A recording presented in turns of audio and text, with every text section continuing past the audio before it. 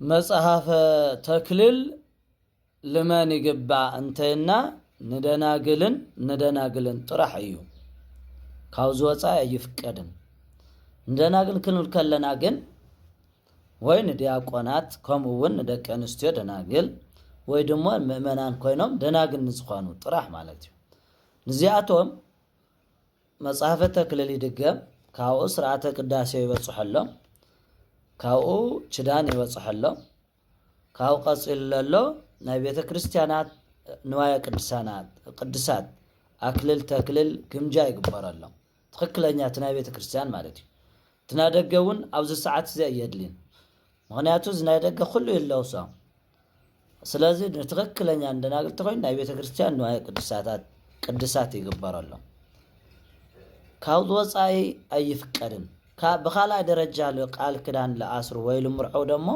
ጸሎተ ማዕስባን ዝባለለ ጸሎት ይድገመሎም ማዕስባን ማለት አማይ ሰበብ ፈትዕ ዝነበረ ወይ ደሞ ድንግል ዘይኾነ አካል ማለት እዩ እሱ ደሞ ብንስሐ ምክንያት ብጸሎት ዝናይ ቀደም ኃጢአት ይትስክር ለና አወሳነ ዘትካት ፍጡነ ይርከበነ ሳይልከ እግዚኦ ስመተመን ደብነ ፈድፋደ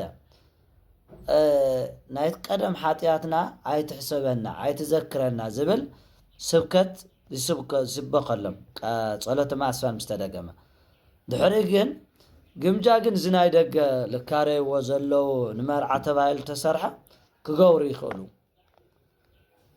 ካውዝ እሱ ገይሮም ንቆሩ ተኾይኖም ጸሎተ ማዕስባን ዝድገመሎም ንሕለይ ይቀሩ ጸሎተ ማዕስባን ታለ ምክንያቱ ተመሊሱታ ኢልባ ወሃርያውያን ትገብእ ተሐጽባ ድበጸብር ወከልብን ይገብእ ድበቅያው ከልቢ ናብ ትፋአቱ ይመለስ ሓሳማ ድማ ናብ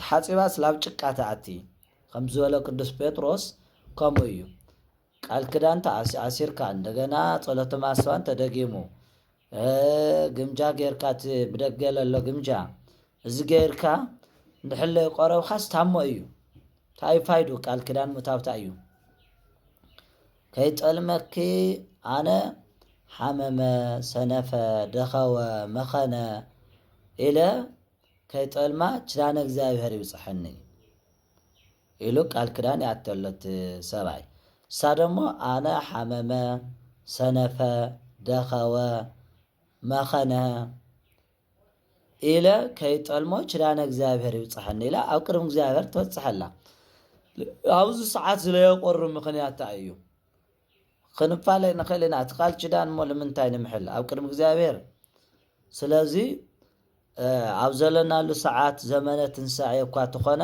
ብዙሓት ክርስቲያን እንምርዐወሉ ሰዓት ስለዝኾነ ብዙሓት መርዓውያን እውን ኣለና እና ባዕልና ቤተ ክርስቲያን ቅርሺ ይኾነ ዘድልያ ለምንታይ መኽልተሽ ቅርሺ ከፊልና ዝበሃል ኣይሰርሕን ንጹህ ድየ ዝብል ህሊና ክንሕዝ ይግበአና ስርዓት መስፈርተ ማልየ ድየ ዝብል ሕቶ ክነልዕል ይግበአና መስፈርተ ማሊና ቤተ ክርስቲያን ብነጻውን ክትገብረና ትኽእል እያ ስለዚህ ዲያቆናት እውን በተለይ ለዲያቆናት ደናግል ኮይልና በትክክለኛ ንዋየ ቅድሳት ከይንቆርብ ከይንቅድስ ብዝናይ ደገ ኩሉ ልገብሮ ተኻሪል ወስዶ ለመርዓ ቦጌርና ንቅድስ ዲያቆናት ግን እዚ ጌጋ እዩ ናይ ቤተ ክርስቲያን ስርዓት አይኮነን እዚ ምክንያቱ ቤተ ክርስቲያን ናይ ባዕላ ንዋየ ቅድሳት ድሕር ቤተ ክርስቲያን ንዋየ ቅድሳት ኮይንኮ ማንም ክኽደነ ይኽእል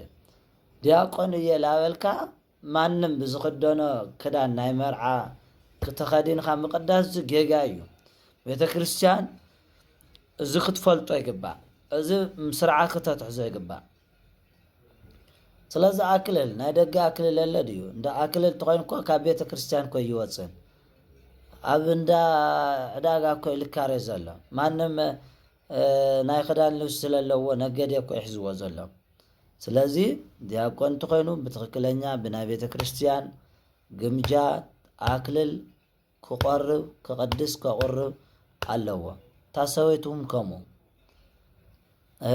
ጸሎተ ማዕስባን ልድገመና ምእመናን እውን ማዕስብ ማለት አማይ ሰበብ ፈቲሑ ዝነበረ ወይም ድንግል ዘይኾነ ማለት ወይም ድንግል ዘይኾነት ወይም ተቲሓ ዝነበረት እሱ ደሞ ተነሲሆም ኣነ ተጋጊአ እየ ድሕሪ ሕዚ ክቐሩ እየ ኢሉ ቃል ክዳን ክነኣስር ኢና ኢሉ ንዝቐሩ ጸሎተ መዓስባን ይድገመሉ።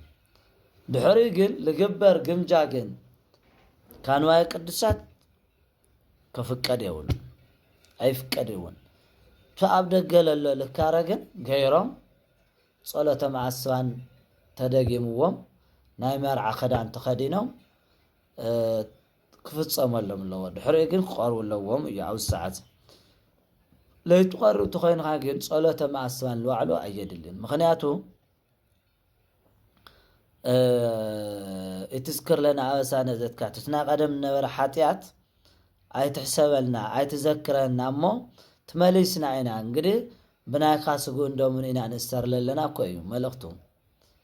እንድሕለይ ትቐርቡ ደኣም ከመይ ጌርካ እሞ ትቃል ክዳን ዝባዕሉ እኮ ኣነ ደኸመት ሰነፈት ሓመመት ደኸወት ኢለ ከይክሕዳ ችዳነ እግዚኣብሔር ይብፅሐና ኣብ ቅድሚ እግዚኣብሔር ኢና ንምሕል ዘለና። ንሳ እውን ኣነ ደኸመ ሰነፈ መኸነ ሓመመ ኢለ ከይክሕዶ ችዳነ እግዚኣብሔር ይብፅሐኒ ኢና ንምሕል ኣለና። ንጠራጠርቲ ኮይና ንምንታይ ንምሕል? ስለዚ ክንምርዖት ኮይና ግዳ ኣነ ናብ ካልእ ቆልዓ ኣይብል ኢና ክንስማዕ ማዕና ኢና ስለ ንቐርብ ንምርዖው ዘለና ስለ ንንሳህ ዘለና ጸሎቶም ንንሳሃም ዝድገመና ምእመናን ክርስቲያን ክንቀርብ ይግበአና እዩ። ካብዚ ወፃኢ ዝግበር ግን ናይ ቤተ ክርስቲያን ስርዓት ኣይኮነን። ምክንያቱ ንመርዓ ኢልካ ልፎቶ ኢልካ ናይ ቤተ ክርስቲያን ኣክሊል ኣምፅለ ግምጃ ኣምፅለ ከመይ ገይሩ ዘመናዊ መንግስቲ ኮን ዋዕሉ ስርዓት ኣለዎ። ናይ ኮነሬል ክዳን ንበይኑ ናይ ሻምበል ክዳን ንበይኑ ናይ መምህር ክዳን ንበይኑ ናይ ትራፊክ ክዳን ንበይኑ እኮ እዩ ነናባዕልነዎ። እታ ትራፊክ ዝክዳና ሓደ ማንም ሰብ ተትኮይኑንዋ እኮ ወንጀል እኮ እዩ። ስለዚ ድንግል ዘይኮነ ኣክልልና ናይ ቤተ ክርስቲያን ንዋየ ቅዱሳት ግምጃ ተለቢሱ ወንጀል እዩ። ከምኡውን ጸሎተ መዓስባን ለይቀርብ ተኮይኑ እውን ትልድገመሉ ጸሎት ዝዋዕሉ እዚ ናይ ቤተ ክርስቲያን ስርዓት ኣይኮነ ወንጀል እዩ። ስለዚ ቤተ ክርስቲያን እዚ ስርዓት ክተትሕዞ ይግባእ፣ ሓደ ውሳኔ ክተዕርፈሉ ይግባእ እና ቤተ ክርስቲያናት አብዛኛው በተለይ ኣብ ገጠራት ለሎ ቤተ ክርስቲያናት ስርዓቱ ልሕሸ እዩ። ምክንያቱ ልምርዖ ሰብ ድንግል ተኮይኑ ብናይ ቤተ ክርስቲያን ንዋየ ቅዱሳት ብናይ ቤተ ክርስቲያን ኣክሊል እዩ። እቲ ዘመናዊ ክዳን እውን ኣብ ገጠራት ብዙሕ ኣይኣተየን። ኣብ ከተማ ዘለና ግን ክዳን ሞሊኡ እዩ። ስለዚ እቲ ክዳን ክነስተውዕሎ ዝግባእ ባዕልና ምእመናን ኣነ ንጹህ ድየ ኣነ ለኣየ ኣክልል ተክልል ይግበአ እንድዩ ኢልና ክንሓትት ይግባእ። ካብ ጸሎተ መዓስባን ኮማ ኣነ ክቐርብ እየ ተይልና ናይ ጸሎተ መዓስባን ዝፍጸም ስርዓት ክፍጸመና ምግባር ይግባእ። ስለዚ ብዙሕ ችግራት ስለ ዘሎ ብዙሕ ክፍተታት ስለ ዘሎ እዚ ክነርም ይግባእ። ምእመናን ባዕልና ክነስተውዕል ይግባእ። ከምኡውን ኣቦታት ንስሓ ናይ ንስሓ ኣቦታት ካህናት እውን ብጥንቃቄ ማለት እዩ ከምቲ መንግስት ጠንቂቁ ነንበይኑ ናይ ትራፊክ ክዳን ናበይኑ ናይ ኮነሬል ክዳን ናበይኑ ነንበይኑ ናይ ነባዕሉ ማዕረግ ኣለዎ። ከምኡ ክንገብር እዩ ዝግባአና። ኣቦታት ካህናት እውን ሓላፍነትና ክንዋፃ ይግባእ እና ልተርእዮ ንገብሮ ሃይማኖት ከንቱ እዩ። ልተርእዮ ክኾን የብሉ ሃይማኖትና ውሽጥና ብቕዓት ክህሉ ኣለዎ። ውሽጥና ንጽህና ክህሉ ይግባኦ። ስመ ንጽህ ይሆ መጎሰ ወጸጋ ጸጋ ወሞገሰ ንጽህና ጸጋና ሞገስ ይህብ እዩ ይብል። ስለዚ ሞገስን ጸጋን ክረክብ ተኾይና ንጽህና ወሳነ እዩ እሞ እና ተክልል ደናግልን ደናግል ጥራሕ ይግባእ። ጸሎተ መዓስባን እውን ንዝተነስሑ ደናግል ንዘይኾኑ ንዝቆርቡ ማለት እዩ እዚ ክንገብር ይግባአና ማለት እዩ።